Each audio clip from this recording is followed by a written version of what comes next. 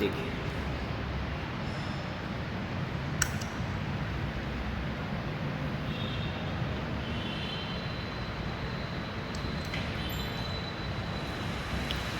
اعوذ باللہ من الشیطان الرجیم بسم اللہ الرحمن الرحیم لا خیر فی کثیر من نجواہم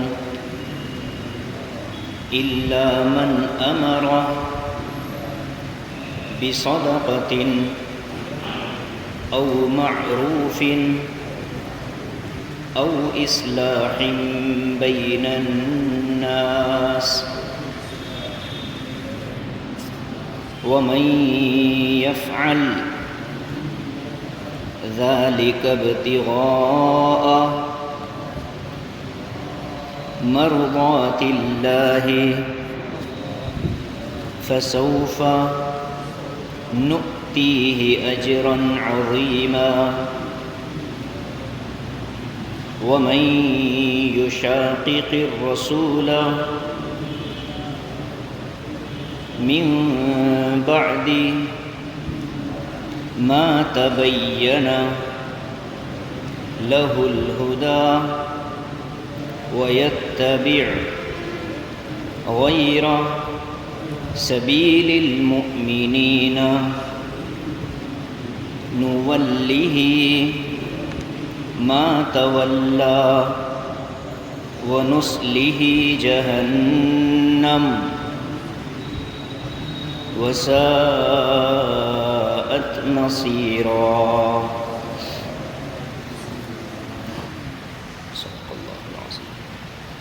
دیکھیے ترجمہ. لا خیر فی کثیر من نجواہم، لوگوں کے اکثر مشوروں میں خیر نہیں ہوتا. الا من امر بصدقۃ، ہم اگر جو شخص کسی صدقہ کرنے کا حکم کرے، او معروف یا کسی نیک کام کا حکم دے، او اصلاح بین الناس یا لوگوں میں اصلاح کا مشورہ دے. ومن يفعل ذلك ابتغاء مرضات اللہ، اور یہ تین کام جو آدمی اللہ کی رضا کو حاصل کرنے کے لیے کرتا ہے، فسوف نؤتیہ اجرا عظیما، تو ہم اس کو عنقریب بہت عظیم اور بڑا اجر دیں گے. ومن یشاقق الرسول، اور جو آدمی رسول صلی اللہ علیہ وسلم کی مخالفت کرتا ہے، من بعد ما تبین له الہدی، حالانکہ اس کے پاس حق آ چکا تھا، ہدایت اس کے سامنے وضاحت کے ساتھ آ گئی تھی. وَيَتَّبِعُ غَيْرَ سَبِيلِ الْمُؤْمِنِينَ، اور وہ آدمی مسلمانوں کے راستے کو چھوڑ کر دوسرے راستے کی اتباع کرے. نُوَلِّهِ مَا تَوَلَّى، تو ہم اس کو چلاتے ہیں جس پر وہ چلنا چاہتا ہے. وَنُصْلِهِ جَهَنَّمَ، اور انجام کے طور پر ہم اس کو جہنم میں ڈال دیں گے. وَسَاءَتْ مَصِيرًا، اور جہنم بہت ہی برا ٹھکانہ ہے، بہت بری رہنے کی جگہ ہے. یہ دو آیتیں ہیں. گزشتہ درس میں جو تفصیلی واقعہ بیان کیا گیا تھا بشیر نامی منافق کا، جس کے گھر والے خاندان والے اس کی چوری کی تائید کر رہے تھے اور الزام ایک یہودی کے سر ڈال رہے تھے. اور نبی کریم صلی اللہ علیہ وسلم کو اس طرح سے حضور کے سامنے ان لوگوں نے بات پیش کی کہ حضور پاک صلی اللہ علیہ وسلم کے ذہن مبارک میں بھی یہ آیا کہ شاید یہودی نے ہی چوری کی ہے، تو ایک بے گناہ کو چوری کی سزا دلوانا چاہتے تھے. قرآن پاک کی آیتیں نازل ہوئی، حق واضح ہو گیا. اللہ کے نبی علیہ السلام نے فرمایا کہ اب بشیر کو لاؤ اور اس کا ہاتھ کاٹا جائے گا.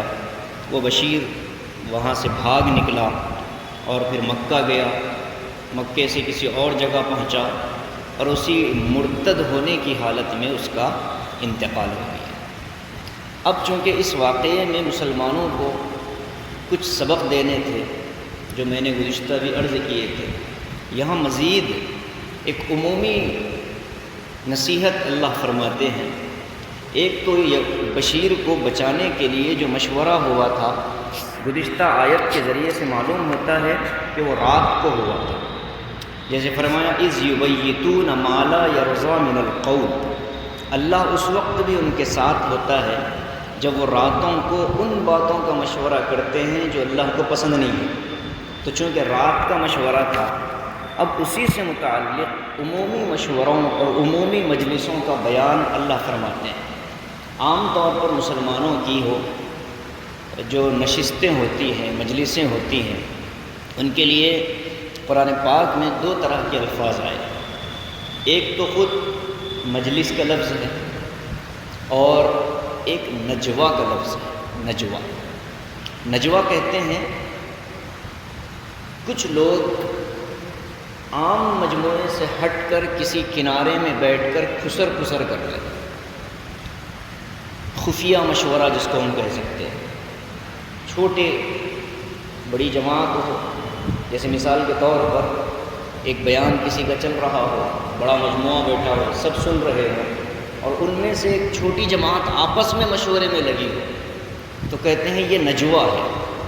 نجوہ تو یہ نجوہ اللہ تبارک و تعالیٰ نے اس کا حکم سورہ مجادلہ میں بھی فرمایا، یا ایھا الذین آمنوا اذا تناجیتم فلا تتناجوا بالاثم والعدوان ومعصیۃ الرسول وتناجوا بالبر والتقوى واتقوا اللہ الذی الیہ تحشرون۔ اے ایمان والو، ایسے چپکے مشورے نہ کرو کہ جس میں تم اللہ کی نافرمانی یا گناہ کے مشورے کرو۔ بیٹھ کر رائے مشورہ ہو رہا ہو کہ کیا کیا جائے، لڑکے والوں سے کتنے پیسے وصول کیے جائیں اور ان سے کتنی جوڑے کی رقم وصول کی جائے، یہ ناجائز چیز پر مشورہ ہو رہا، ناجائز امور پر مشورہ ہو رہا، تو اللہ فرماتے ہیں یہ حرام ہے۔ اس طرح کی مجلس وبال ہے۔ تو ایک تو نجوہ کا لفظ ہے، ایک مجلس کا لفظ ہے۔ تو نجوہ کی قباحت تو بہرحال پائی جاتی ہے۔ ایک جگہ فرمایا انما النجوى من الشیطان، نجوہ یعنی کھسر پسر کرنا، یہ تو شیطانی صفت ہے۔ رات کا چھپ چھپا کر مشورہ کرنا، ہاں اگر ایسا چھپ چھپا کر تم کسی سے مشورہ کرنا چاہتے ہو تو اس میں 3 باتیں ملحوظ رکھو۔ پہلی بات تو یہ ہے کہ اس میں تم کسی کو صدقے کا حکم کرو، تنہائی میں مل کر اس کو کہو کہ غرباء کی مدد کریں، کمزوروں کی دیکھ بھال کریں، یا اس کو کسی نیکی کا حکم دو، یا لوگوں میں اصلاح کے لیے 2 بھائیوں میں آپس میں جھگڑا ہو، ایک بھائی سے انفرادی ملاقات کرو، اس کے سامنے اچھی گفتگو کرو، توریہ استعمال کرو۔ توریہ کا مطلب ہوتا ہے کہ اس بھائی نے تو آپ کی تعریف کی ہے۔ اس طرح ذہن بنا کر کے لوگوں کے درمیان کی دوریاں مٹانے کی کوشش کرو، تو اس کی تو اجازت ہے۔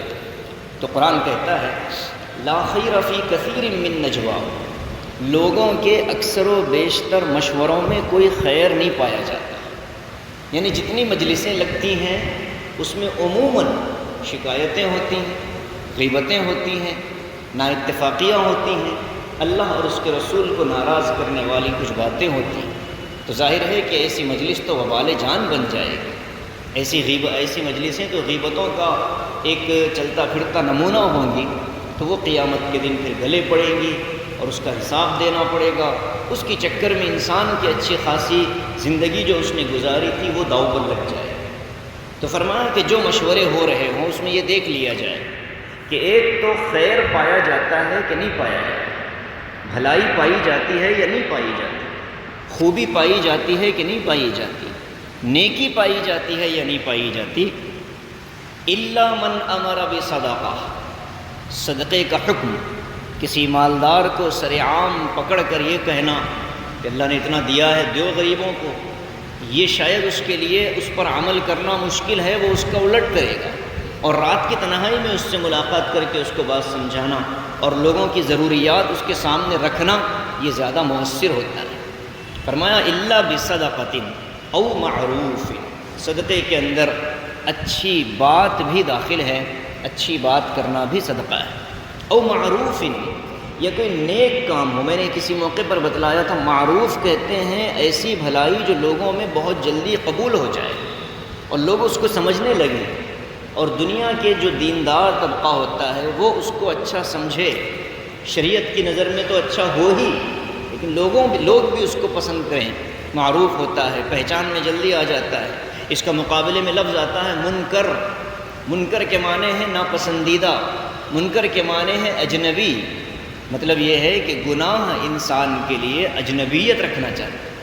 نیکی انسان کے لیے معروف ہو اور گناہ انسان کے لیے منکر ہو، یعنی اجنبی ہو. نیا آدمی آ جائے تو آدمی اس سے قریب ہوتے ہوئے جھجکتا ہے.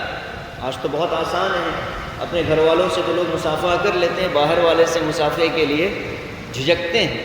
تو یہ جو جھجک پائی جاتی ہے، یہ جھجک کا نام ہے منکر. تو انسان کو، ایک ایمان والے کو برائی سے ایسی جھجک ہونی چاہیے. المعروف المنکر، یہ دونوں چیزیں. اور نیکی کو ایسے لپک کر آدمی کو لے لے کہ یہ تو پہچاننے والی چیز ہے، تو ہمارے اپنے ہیں، ان کو کوئی بیماری نہیں ہے، ان سے مصافحہ کیا جا سکتا ہے، ان سے معانقہ کیا جا سکتا ہے. تو جیسے آدمی پہچان والوں کے ساتھ رویہ رکھتا ہے، اجنبیوں کے ساتھ جو رویہ رکھتا ہے، نیکی کا عمل مومن کو اتنا ہی قریب ہوتا ہے اور گناہ کا عمل مومن کو اتنا ہی اجنبیت والا محسوس ہوتا ہے. اور اصلاح بین الناس، یا تو نیکی کی بات کرے یا لوگوں میں اصلاح کا کام کرے. دیکھیے، حالانکہ المعروف کے اندر اصلاح بین الناس داخل ہے. نیکی کے اندر لوگوں کے درمیان اچھی گفتگو کرنا یا کسی بچھڑے ہوئے کو ملانا نیکی کا کام ہے کہ نہیں ہے، لیکن اللہ نے اس کو مستقل ذکر فرمایا. محض اس لیے فرمایا کہ لوگ اللہ کے اس امر کو اور اس معروف کو سمجھیں.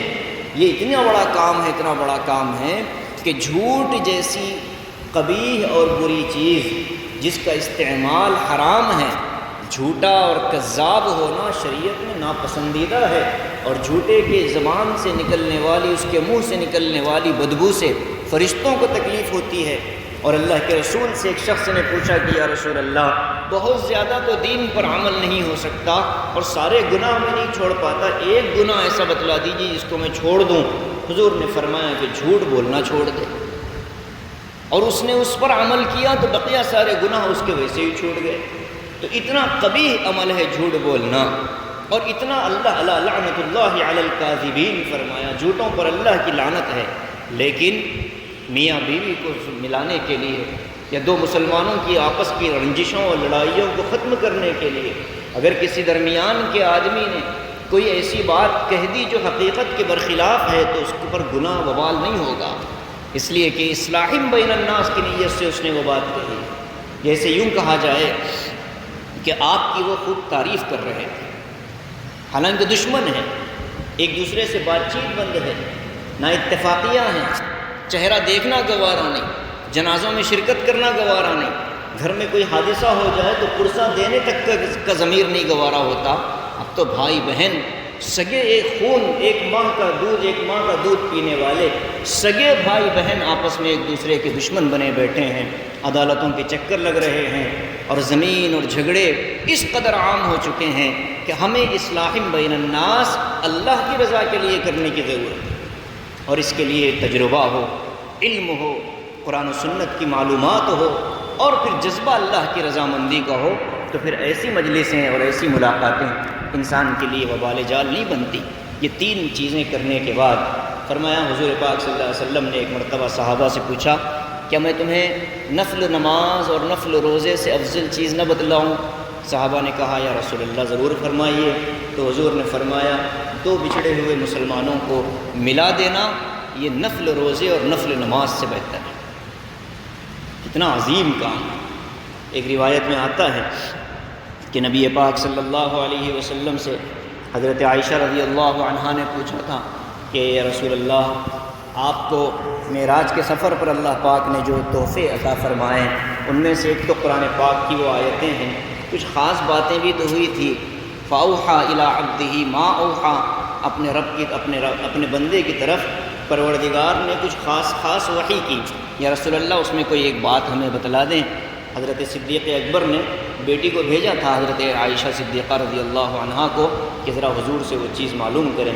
تو حضرت عائشہ رضی اللہ عنہ پہنچی اور پوچھا حضور پاک صلی اللہ علیہ وسلم سے، تو حضور نے فرمایا کہ جو آدمی، اللہ نے مجھ سے یہ کہا، اللہ نے مجھ سے یہ کہا کہ جو انسان لوگوں کے دلوں کو توڑتا ہے میں اس کو اپنے سے توڑ دیتا ہوں، اور جو لوگوں کے دلوں کو جوڑ دیتا ہے میں اس کو اپنے سے جوڑ لیتا ہوں۔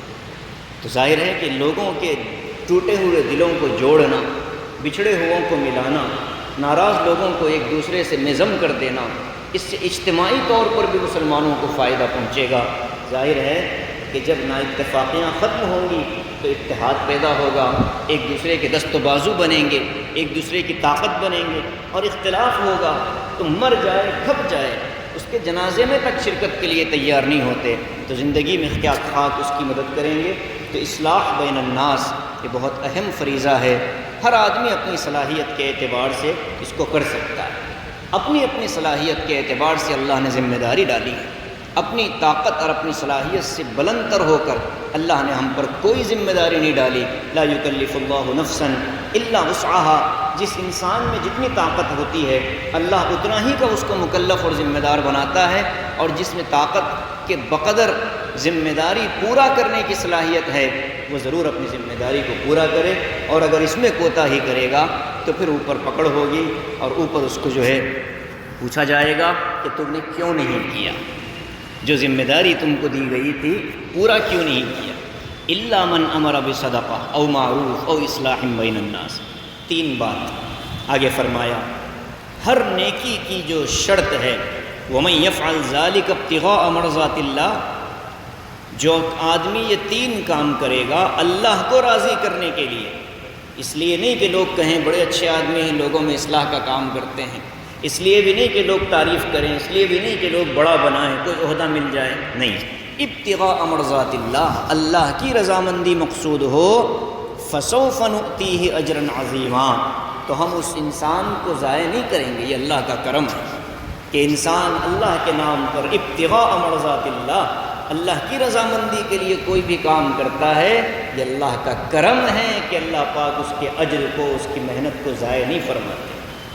جو آدمی باغ دوڑ کر رہا ہے روٹھے ہوئوں کو ملانے کے لیے، اللہ دیکھ رہا ہے کہ اس کی بھاگ دوڑ کا مقصد کیا ہے۔ اگر اللہ کی رضا ہے اللہ اس کے بھاگ دوڑنے کے اوپر بھی اس کو اجر عطا فرمائے گا، اس کے بول پر اس کو اجر ملے گا، اس کی محنت پر اس کو اجر ملے گا، اس کی جفا کشی پر اس کو اللہ اجر عطا فرمائے گا، اور معمولی اجر نہیں، اجرن عظیما۔ جس چیز کو اللہ خود بڑا بتلا دے اس کی بڑائی کا کیا علم، اس کی بڑائی کا کیا اندازہ، جس کو اللہ خود عظیم بتلا دے اس کی عظمت کا ہم کیا تصور کر سکتے ہیں۔ تو ومن یشاقق الرسول، اسی سے متعلق ایک بات اور ہے۔ عام طور پر انسان اپنے خاندان، قبیلے، رشتہ داروں کے درمیان الجھ کر کے شریعت مطہرہ، قرآن و سنت کی مخالفت کر جاتا ہے۔ کسی بھی معاملے میں، شادی بیاہ کا معاملہ ہو، خاندانی رواج، خاندانی رسم بڑوں سے ہوتا آیا ہے، تو ان بڑوں کے ہوتے آنے کی وجہ سے جو سب سے بڑی ذات ہے اللہ تبارک و تعالیٰ کی، اس کے احکام کی بھی خلاف ورزی کر جاتا ہے۔ بہت سارے معاملات ہم جانتے ہیں، دل اندر سے بول رہا ہوتا ہے کہ یہ غلط ہے، لیکن محض خاندان اور قبیلے کی وجہ سے آدمی خاموش ہو جاتا ہے۔ تو ظاہر ہے کہ اللہ اور اس کے رسول کے مقابلے میں اور آپ کے احکام کے مقابلے میں لا طاعۃ لمخلوق فی معصیۃ الخالق، اللہ کی نافرمانی میں مخلوق کی اطاعت کرنا جائز نہیں ہے۔ اللہ کی نافرمانی میں مخلوق کی اطاعت حرام ہے۔ کوئی آدمی یہ کہے کہ بھائی انسان کی خدمت کر لیں گے، اللہ کو بعد میں منا لیں گے اپنے حساب سے، تو یہ کیا گارنٹی ہے کہ اللہ منانے تک کی ہمیں مہلت دے گا اور توفیق دے گا؟ موت کا وقت متعین ہے، کب بلاوا آئے اور کب آدمی پہنچ جائے۔ اس لیے انسان کی کوشش، تو ہمیں کوشش کا مکلف بنایا گیا۔ اللہ رحیم ہے، رحمان ہے، اللہ معاف کرنے والا ہے، لیکن کس کے لیے؟ ساری کوشش کرنے کے باوجود اللہ کے دربار میں مقبولیت حاصل نہیں کر پاتے لوگ، اس لیے کہ اتنا عظیم دربار ہے، اور ہاتھ پر ہاتھ دھرے بیٹھا اور یہ کہنا کہ اللہ رحیم ہے معاف کر دے گا، یہ اللہ کی شان اور اللہ کے تقاضے کے خلاف ہے۔ یہ قرآن بار بار جو عمل کی دعوت دیتا ہے، بار بار جو عمل پر ابھارتا ہے، اتقوا اللہ، اتقوا اللہ، اللہ سے ڈرو، اللہ سے ڈرو، آخرت کے عذاب سے ڈرو، آخرت کے پکڑ. یہ کیوں آیتیں اللہ نے نازل فرمائی؟ اگر اللہ کی صفت رحمانیت اور رحیمیت ہی مغلوب یہ جو ہے سامنے ہوتی تو پھر صفت غضب اور جہنم اور اللہ کا عذاب، ان چیزوں کو آدمی پیش نظر رکھے، اپنی بساط کے بقدر کوشش کرے، پھر یہ امید لگائے کہ مولا جیسے آپ کی عبادت کا حق تھا نہیں ہو پایا، آپ رحمان ہیں، رحیم ہیں، آپ ہمیں معاف فرما دیجئے. اللہ اب ہماری محنت کیا فسوف نؤتیہ اجرا عظیما. بشیر کے معاملے میں خاندان والوں نے اور بعض مسلمانوں نے نبی پاک صلی اللہ علیہ وسلم کے حکم کی بلکہ آپ کے فیصلے کی خلاف ورزی کرنے کا ارادہ کیا تھا. بشیر نے تو کر ہی لیا. کیا کیا اس نے؟ جیسے ہی اس کو معلوم ہوا کہ اب میرا ہاتھ کٹے گا تو وہ وہاں سے فرار ہو گیا. اگر پکا مومن ہوتا، اللہ کے رسول کا سچا عاشق ہوتا تو وہ حضور کے حکم پر سر کٹانے کے لیے تیار ہو جاتا. ہاتھ کٹنا تو بہت آگے کی بہت چھوٹی چیز ہے. تو اللہ فرماتے ہیں وَمَن يُشَاقِقِ الرَّسُولِ، جو آدمی رسول کی مخالفت کرتا ہے، مِن بَعْدِ مَا تَبَيَّنَ لَهُ الْهُدَىٰ، بعد اس کے کہ اس کے پاس ہدایت واضح ہو کر آ گئی. اس کے سامنے ہدایت واضح تھی، قرآن کی آیتیں واضح تھیں. کیا کہ تم نے ایک آدمی کا جو جرم تھا، آخری جو آیت تھی گزشتہ درس کی، ثم یرمی بہ بریئا، ایک بری آدمی کو، معصوم آدمی کو الزام لگا دیا تھا اور بہتان اس کے سر پر ڈال دیا تھا. یہ تو وضاحت کے ساتھ بات آ گئی کہ تم خود چور ہو، جھوٹے طور پر تم نے دوسرے پر چوری کا الزام لگایا، لہٰذا تم کو چاہیے تھا کہ تم حضور کی اتباع کر لیتے اور حضور کے دربار میں پہنچ جاتے اور اپنی سزا کے لیے اپنے آپ کو پیش کرتے. لیکن تو نے ایسا نہیں کیا، بلکہ وَيَتَّبِعْ غَيْرَ سَبِيلِ الْمُؤْمِنِينَ، مومن لوگوں کے راستے کو چھوڑ کر مرتد لوگوں کا راستہ تو نے اختیار کیا. ٹھیک ہے. اب آگے اللہ اپنی شان کے ساتھ آتا ہے، فرماتا ہے نُوَلِّهِ مَا تَوَلَّى وَنُصْلِهِ جَهَنَّمَ. ٹھیک ہے، اللہ کی مخالفت، رسول کی مخالفت کر کے تم جو کام کرنا چاہتے ہو ہم تمہیں اس کام میں لگائے رکھیں گے. ہم تمہارا اختیار نہیں چھینیں گے، ہم تمہارا ہاتھ پکڑ کر تمہیں ہم نہیں لائیں گے. اختیار دے دیا ہے، ایمان اور کفر سامنے ہے، مرضی تمہاری ہے، چاہے مومن بنو چاہے کافر بنو، چاہے رسول کی اتباع کرو چاہے رسول کی مخالفت کرو، اختیار ہم تمہارا نہیں لیں گے. نُوَلِّهِ مَا تَوَلَّى، وہ جس راستے پر چل پڑا ہے ہم اس راستے پر چلا دیں گے. وَنُصْلِهِ جَهَنَّمَ، اور پھر ہم اس کو کھینچ کر گھسیٹ کر جہنم میں داخل کر دیں. یہی ہوا. اس بشیر نے حضور کی بات نہ مانی، مدینے سے بھاگ گیا. اسی ارتداد کے عالم میں اس کا انتقال ہوا. اور ظاہر ہے کہ جو آدمی ایمان لانے کے بعد مرتد ہو جائے اور اسی ارتداد کے ساتھ دنیا سے جائے، کفر کے ساتھ دنیا سے جائے، تو اس کے لیے جنت میں کوئی جگہ نہیں ہے. جنت ایمان والوں کا ٹھکانہ ہے. ایمان کی حالت میں دنیا سے جائے گا تو جنت ملے گی، ارتداد اور کفر اور شرک کے ساتھ دنیا سے جائے گا تو اسے کوئی جنت نہیں ملے گی. وساءت مصیرا، اور جہنم کوئی معمولی چیز نہیں ہے. ہاں دیکھیں گے جہنم میں جب دیکھیں گے کیا ہوتا ہے کہ وساءت مصیرا، بہت ہی برا ٹھکانہ ہے. ہم تصور کریں اللہ جس چیز کو برا بتلا دیں اس کی برائی کیا ہوگی، اللہ جس چیز کو خطرناک بتلا دیں اس کی خطرناکی کا عالم کیا ہوگا. اس لیے اللہ کے رسول نے ہر قدم پر جہنم سے پناہ مانگی، جنت کی دعا مانگی. یہاں ایک اہم مسئلہ ہے، سمجھ لیں. ایک لفظ آیا ہے وَيَتَّبِعْ غَيْرَ سَبِيلِ الْمُؤْمِنِينَ، ایمان والوں کے راستے کو چھوڑ کر دوسرے راستے پر چلنا. حضرت امام شافعی رحمۃ اللہ علیہ سے کسی نے پوچھا تھا حضرت قرآن کریم میں اجماع امت کی دلیل کیا ہے؟ اجماع امت کا مطلب ہے حضرات صحابہ رضوان اللہ علیہم اجمعین نے کوئی ایسا مسئلہ جو قرآن کے اندر وضاحت سے بیان نہیں کیا گیا اور نبی کریم صلی اللہ علیہ وسلم کی زندگی میں بھی وہ مسئلہ پیش نہیں آیا اور احادیث کے اندر صراحتاً اس کی کوئی تفصیل اور اس کی وضاحت موجود نہیں ہے، اس کا کوئی حکم موجود نہیں ہے.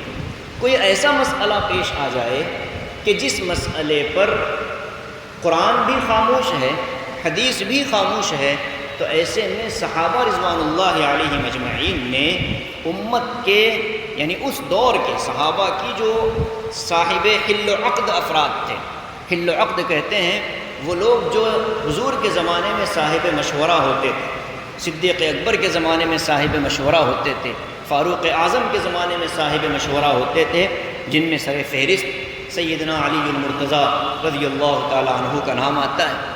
یہ صاحب مشورہ تھے، وَأَقْضَاهُمْ علی، فیصلوں کی قوت اللہ تبارک و تعالیٰ نے حضرت علی کو بہت زبردست عطا فرمائی تھی۔ تو ان حضرات نے مل کر کے ایسے مسائل حل کیے اور ان مسائل کا حکم بتلایا جو قرآن میں وضاحت سے نہیں ہے، حدیث میں وضاحت سے نہیں ہے، لیکن وہ مسئلہ پیش آیا، صحابہ نے بیٹھ کر غور و فکر کیا، قرآن میں اس کی مثال دیکھی، حدیث میں اس کی مثال دیکھی، دونوں کا نچوڑ نکال کر صحابہ نے آپس میں مشورہ کر کے بتلایا کہ اس کا یہ حکم ہے، اور پھر جتنے صحابہ موجود تھے سب اس پر متفق ہو جاتے ہیں۔ اس کو کہتے ہیں اجماع۔ اجماع یعنی سب ایک بات پر جمع ہو گئے، تو یہ اجماع ہے۔ اور اجماع امت جو ہوتا ہے یہ تیسری دلیل ہے کسی حکم کے برقرار رکھنے کو، کسی حکم کو ثابت کرنے کے لیے۔ قرآن پاک میں دیکھا جائے گا دین کا کوئی حکم ہو، اگر دلیل ملی قبول ہے، حدیث میں دیکھا جائے گا قرآن کا کوئی حکم، دین کا کوئی حکم ہو، دلیل ملی قبول ہے، اگر ان دونوں جگہ پر دلیل نہ ملے تو پھر اجماع امت میں دیکھا جائے گا، یہاں اگر دلیل ملی تو پھر وہ حکم قبول کیا جائے گا۔ جیسے جمعہ کے دن حضور کے زمانے میں ایک اذان ہوتی تھی، ابو بکر رضی اللہ عنہ کے زمانے میں ایک اذان ہوتی تھی، حضرت عمر کے زمانے میں ایک اذان ہوتی تھی، اور ہمارے زمانے میں کتنی ہوتی ہیں؟ جمعہ کے دن 2 اذانیں ہوتی ہیں۔ حضرت عثمان کا زمانہ آیا اور ہم جانتے ہیں کہ حضرت دور فاروقی کے اندر اسلام جس تیزی کے ساتھ پھیلا، ملک شام اور روم کے سرحدوں، روم کا پورا علاقہ بلکہ اس کے اندر داخل ہو گیا تھا، ایران اور شام کے دونوں علاقے اسلام میں داخل ہو گئے، تو مسلمانوں کی تعداد بڑھ گئی، اور قرآن کا ایک حکم ہے، اے ایمان والو جب جمعہ کے دن اذان سنو تو اپنا کاروبار چھوڑ کر مسجد کی طرف دوڑ پڑو، فسعوا الی ذکر اللہ، نماز کی طرف دوڑ پڑو۔ اب مسئلہ یہ پیش آیا کہ اب جمعہ میں جو اذان ہوتی تھی وہ اذان کے بعد خطیب صاحب مسجد میں آئیں، خطبہ شروع کریں، تو بہت سارے لوگ ابھی آنے میں رہتے تھے، ادھر خطبہ ہو جاتے تھے، اور جمعہ کے لیے خطبہ شرط ہے، کیا کیا جائے؟ حضرت عثمان نے غور کیا، پھر حضرت عثمان نے فرمایا کہ جمعہ کے دن لوگوں کو متنبہ کرنے کے لیے ایک اذان دی جائے کہ بھئی اب جمعہ کی تیاری کر لو، وقت قریب آن پہنچا ہے، خطبہ شروع ہونے والا ہے۔ پھر جب لوگ آ جائیں مسجد میں تو پھر دوسری اذان دے دو اور اس کے بعد خطبہ شروع۔ حضرت عثمان نے یہ فیصلہ صحابہ کے مشورے سے کیا، اجماعی طور پر صحابہ نے قبول کیا، اور کسی نے اختلاف نہیں کیا، کسی نے یہ نہیں کہا کہ جو کام نبی نے نہیں کیا، ابو بکر اور عمر نے نہیں کیا، آپ کون ہوتے ہیں کرنے والے؟ نہیں، وہ جانتے تھے، وہ یہ جانتے تھے کہ یہ ضرورت ہے اور شرعی ضرورت ہے، اور کرنے والی ذات کاتب قرآن ہے، یہ کوئی معمولی آدمی نہیں، عثمان غنی ہیں، نبی کی دونوں بیٹیاں جن کے نکاح میں ایک بعد دیگرے آئیں، اور نبی پاک صلی اللہ علیہ وسلم کے خاص الخاص صحابی، اور اس فیصلے میں علی المرتضیٰ جیسے اقضاہم جن کے فیصلے امت کے لیے رہنمائیانہ حیثیت رکھتے ہیں وہ خود موجود ہیں۔ اختلاف کرتے تو حضرت علی کر سکتے تھے، لیکن حضرت علی بھی جانتے تھے، انا مدینۃ العلم وعلی بابها، جس کے بارے میں فرمایا کہ میں علم کا دروازہ علی ہے۔ کتنے بڑے بڑے علماء صحابہ نے، عبداللہ ابن مسعود، عبداللہ ابن زبیر، عبداللہ ابن عباس، حضرات حسنین کریمین، یہ بڑی بڑی شخصیات موجود تھی۔ ان شخصیات کی موجودگی میں ایک فیصلہ صحابہ کے ذریعے ہوتا ہے، اس کو امت قبول کرتی ہے۔ پھر آگے والوں کے لیے اب مسئلہ یہ ہے کہ جو فیصلہ صحابہ نے اپنے علم، تقوی اور تدین کی بنیاد پر کیا ہے، اس فیصلے کو ہم کو من عن قبول کرنا ہے۔ ہم یہ نہیں کہہ سکتے یہاں آج بیٹھ کر کہ نبی پاک صلی اللہ علیہ وسلم کے زمانے میں تو ایک اذان تھی، عثمان کون ہوتے ہیں؟ تو یہ اعتراض صرف حضرت عثمان پر نہیں جائے گا، بلکہ اس دور کے جتنے صحابہ تھے ان سب پر انگلی اٹھ جائے۔ تو فرمایا حضرت امام شافعی رحمۃ اللہ علیہ سے پوچھا کسی نے کہ یہ جو اجماع امت ہے اس کی دلیل کیا ہے قرآن میں؟ تو آتا ہے امام شافعی نے 3 دن تک قرآن کریم کا مطالعہ کیا، شروع سے مطالعہ کیا آخر تک، اور 3 دن مطالعے کے بعد امام شافعی نے غور اور تدبر کے بعد فرمایا وَيَتَّبِعْ غَيْرَ سَبِيلِ الْمُؤْمِنِينَ کی آیت بتلاتی ہے کہ اجماع امت کو اس پر عمل کرنا واجب ہے۔ وَيَتَّبِعْ غَيْرَ سَبِيلِ الْمُؤْمِنِينَ مسلمانوں کے اجماعی راستے کو چھوڑ کر جو نیا راستہ اختیار کرے گا تو پھر یہ آدمی گمراہ ہوگا، اس لیے کہ اس نے اجتماعیت اور اجماعیت کو چھوڑا۔ اب جو مسائل میں اختلاف ہوتا ہے، حدیث کچھ کہتی ہے، عمل کچھ بتلاتا ہے، تو اس کو علماء نے جو بیلنس کیا وہ یہی کیا کہ حضرت عثمان کے سامنے بھی یہ مسئلہ تھا کہ اللہ کے رسول کے زمانے میں یہ عمل نہیں ہوا، حضرت ابوبکر کے زمانے میں یہ عمل نہیں ہوا، حضرت عمر فاروق رضی اللہ عنہ کے زمانے میں یہ عمل نہیں ہوا، میں کر رہا ہوں۔ وہ جانتے تھے کہ یہ بدعت نہیں ہے، یہ دین میں نئی چیز نہیں ہے، ضرورت شرعیہ کی بنا پر امت کے اندر آسانی پیدا کرنے کے لیے ایک عمل، اور اس کی دلیل بھی تو صحابہ کے پاس موجود تھی، صحابہ کے پاس اس کی دلیل بھی تو موجود تھی جس وقت آذان کی ابھی مشروعیت نہیں ہوئی تھی۔ اللہ کے رسول نے صحابہ سے مشورہ کیا لوگوں کو متوجہ کرنے کے لیے کیا کیا جائے، لوگوں کو نماز کی طرف متوجہ کرنے کے لیے کیا کیا جائے۔ تو پھر خواب میں آذان کا جو واقعہ حضرت عمر نے سنایا کہ یا رسول اللہ میں نے یہ الفاظ سنے، پھر حضرت بلال کو وہ الفاظ سنائے، حضرت بلال نے کھڑے ہو کر آذان پڑھی، حضور نے فرمایا کہ ہاں یہی آذان ہے اور یہی نماز کو بلانے کا طریقہ۔ حضرت عثمان نے اس واقعے پر غور کیا اور کہا کہ ایک دلیل ملتی تو ہے کہ اللہ کے رسول نے لوگوں کو متوجہ کرنے کے لیے جو کلمات بلال کو سنائے ہیں وہی کلمات ہم بھی لوگوں کو متوجہ کرنے کے لیے لگ دیں گے، وہی آذان ہے۔ تو جمعہ میں 2 آذانیں شروع ہوئی، کہ کوئی بدعت نیا طریقہ دین کے اندر نہیں ہے، بلکہ اس کی ایک دلیل اور اصل پائی جاتی تھی، ایک دلیل اور اصل پائی جاتی تھی حضرت نبی کریم صلی اللہ علیہ وسلم کے زمانے میں، تو اس کو بنیاد بنا کر حضرت عثمان نے فیصلہ کیا۔ تو یہ اجماع امت کا جو مسئلہ ہے یہ بہت آسان مسئلہ ہے، اس میں کوئی دقت نہیں ہے، لیکن چونکہ عمومی مجلسوں میں عام طور پر یہ چیزیں نہیں آتی، اب یہاں آئی ہے تو اس کو نقل کرنا میری ذمہ داری تھی۔ اللہ پاک ہم سب کو توفیق نصیب فرمائے کہ ہم دین کے مصادر اور شریعت کے جو مصادر ہیں ان پر مکمل طور پر اعتماد کریں اور اپنی زندگی کو ان کے مطابق ڈھالنے کی ہم سب کوشش کریں۔ آگے کی آیتوں میں شرک کا بیان ہے، اور یہ شرک کا بیان تو توحید کے واضح کرنے کے لیے شرک کی وضاحت ضروری ہوتی ہے، تو اگلی آیتیں انشاءاللہ شرک پر مشتمل ہے، اور بھی 2-3 چیزیں آگے آ رہی ہیں۔ سورہ النساء کا یہ جو اختتامی مراحل ہیں یہ بڑے اہم ہیں، بہت ہی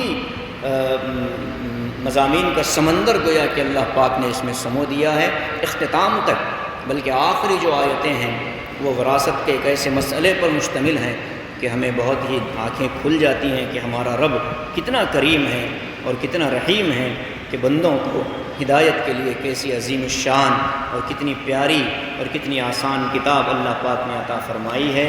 اللہ تعالی ہم سب کو قرآن کریم سے مکمل روشنی اور رہنمائی حاصل کرنے کی توفیق نصیب فرمائے، آمین۔ وآخر دعوانا ان الحمد للہ رب العالمین۔ جی آپ کچھ فرما رہے تھے؟